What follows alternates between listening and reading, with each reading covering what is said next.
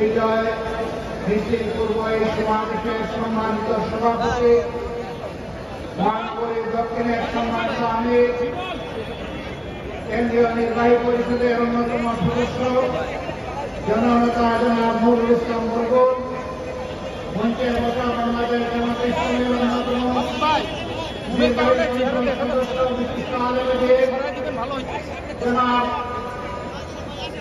AHM Abdul Halim, মঞ্চে বসা মহানগরীর সম্মানিত নেতৃবৃন্দ, আমার সামনে উপস্থিত বাংলাদেশের লাল সবুজ পতাকা মাথায় নিয়ে আজকে যারা হাজির হয়েছেন, আমি আপনাদের সকলকে বিজয় দিবসের শুভেচ্ছা জানাচ্ছি। ওই সমস্ত ভাই বোনদেরকে যারা শুধু দেশে নয় বিদেশে থেকে আমাদের হারিয়ে যাওয়া, চিন্তায় হয়ে যাওয়া এই বিজয়কে ফিরিয়ে এনে জনগণের কাছে উপহার দেওয়ার জন্য সমানতালে ৪ বছর বিশেষভাবে গত ১৫ বছর লড়াই করেছেন। আমি সমস্ত যোদ্ধাদেরকে আজকে বিজয় দিবসের শুভেচ্ছা জানাচ্ছি।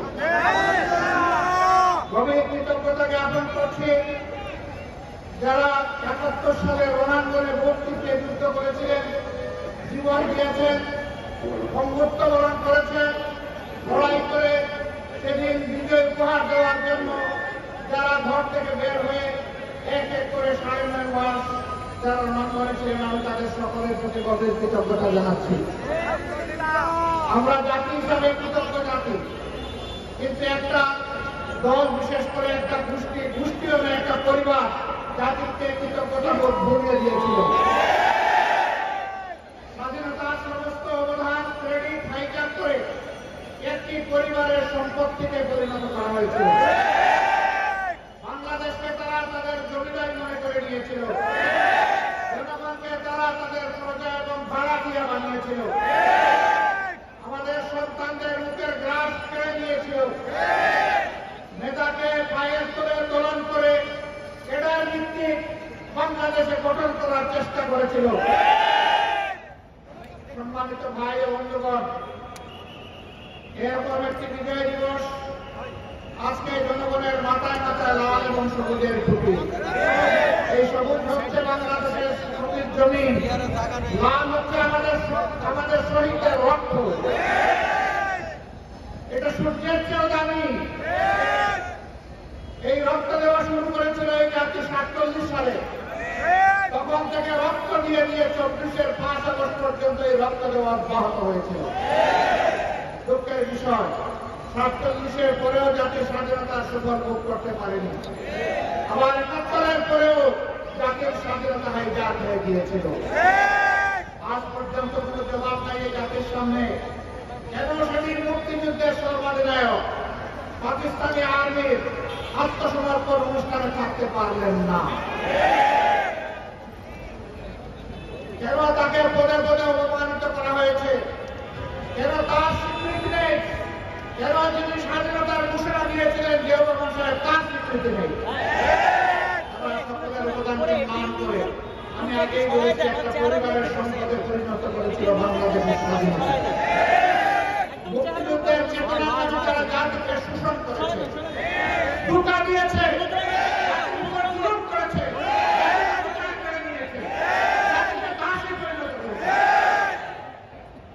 বিশেষভাবে অভিনন্দন জানাই। যে লড়াই শুরু হয়েছিল ৭২ সাল থেকে সত্যিকারের স্বাধীনতার সুফল ভোগ করার জন্য, জনগণের হাতে স্বাধীনতার সুফল তুলে দেওয়ার জন্য, সেই লড়াইয়ের একটা পর্ব সমাপ্ত হয়েছে ২৪-এর ৫ই আগস্ট। এই ২৪-এর লড়াইয়েও জনগণকে নিজ দেশের স্বৈর শাসকের হাতে জীবন দিতে হয়েছে। তারা জনগণের জীবনকে পাত্তাই দেয়। গুলি করেছে মাটি থেকে, গুলি করেছে আকাশ থেকে। গুলি করে জনগণের বুক ঝাঁঝরা করে দিয়েছে। এই লড়াইয়ের প্রতীক হচ্ছে শহীদ আবু সাঈদ। হাতের মধ্যে কোনো আগ্নেয়াস্ত্র ছিল না, বোমা ছিল না, ককটেল ছিল না, একটা স্টিক নিয়ে এসে দাঁড়িয়েছিল। সে বলেছিল, বুকের ভিতরে তুমি ছোট, বুক পেতেছি গুলি কর। সেই জ্বরটা কি ছিল? সেই জ্বর কি একটা তার ছিল? নিশ্চয়ই না। বাংলাদেশের অধিকার কেড়ে নিয়ে, জনগণের অধিকার কেড়ে নিয়ে, জনগণকে যে দাসে পরিণত করা ছিল, সেই ঝড় তার বুকের মধ্যে ছিল। এত রক্ত, এত ত্যাগ, এর ফলে আমরা এটাকে বলা হচ্ছে দ্বিতীয় স্বাধীনতা। এই স্বাধীনতার প্রতি সম্মান দেখানো এখন আমাদের নাগরিক এবং জাতীয় দায়িত্ব। জীবন দিয়ে যারা বিদায় নিয়েছে তারা আমাদের জাতীয় বীর। এই লড়াইয়ের ময়দানে দেশে বিদেশে যারা শহীদ হয়েছে তারাও আমাদের জাতীয় বীর। আমরা জাতীয় বীর থেকে আমাদের উচ্চ শিখরে রেখে তাদেরকে আমরা সম্মান জানাতে চাই। জাতীয় বীরদের এই অবদান কোন ব্যক্তি, কোন পরিবার, কোন গোষ্ঠী, কোন দলের কোন দৃষ্টির সামনে এটা যেন হারিয়ে না যায়। বাংলাদেশের জনগণকে পাহারা দিতে হবে। পাহারা দিতে পারবেন? 365 দিন, বছরের পর বছর, যুগের পর যুগ, শতাব্দীর পর শতাব্দী, আমাদেরকে তৈরি হতে হবে ইনশাআল্লাহ। আজকের এই র্যালি থেকে আমরা জানিয়ে দিতে চাই, বারবার বুকে রক্ত দিয়ে যে জাতির স্বাধীনতা আনতে পারে, সেই জাতির সন্তানেরা আর এই স্বাধীনতা কাউকে আর চিন্তাই করতে দেবে না ইনশাআল্লাহ। আমরা সবাইকে ধৈর্যের সাথে বাংলাদেশ গঠনে অবদান রাখার জন্য অনুরোধ জানাবো। কাউকে যেন কোনো অস্থিরতা পেয়ে না বসে। আমরা পরিষ্কার বলে দিয়েছি, 15.5 বছরের কিছু আবর্জনা, কিছু জঞ্জাল তৈরি হয়েছে। এই জঞ্জাল পরিষ্কার করতে হবে। নির্বাচনের সুষ্ঠু পরিবেশ নিশ্চিত করতে হবে। জনগণের ভোটার তালিকা শুদ্ধ এবং সুস্থ করতে হবে। দেশের জনগণের করতে হবে। বিদেশে আমাদের প্রবাসীরা যারা আছে তাদেরও এই তালিকায় অন্তর্ভুক্ত করে আগামী নির্বাচন হবে ইনশাআল্লাহ। একজন নাগরিক ভোটার তালিকা তাকে বাদ করুক, আমরা এটা চাই না। এর জন্য যা করা দরকার সরকারকে তাই করতে হবে। নির্বাচন কমিশনকে সেই উদ্যোগ নিতে হবে।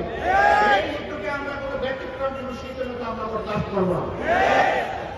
ঘরে ঘরে জনগণে গিয়ে এই তালিকাকে নিশ্চিত করতে হবে। যারা চুরি করে ভুয়া ভোটার হয়েছে, একাধিক জায়গায় ভোটার হয়েছে, তাদেরকে এখান থেকে পাক সাফ করে ফেলতে হবে। যারা জুতা দিয়ে একাধিক জায়গায় ভোটার হয়েছে, ওরা আদৌ ভোটারের যোগ্য কিনা সেই সিদ্ধান্ত নিতে হবে। সম্মানিত দেশবাসী, আজকে কথা বলার জন্য আজকে আল্লাহ তাআলা শুকরিয়া আদায় করেন।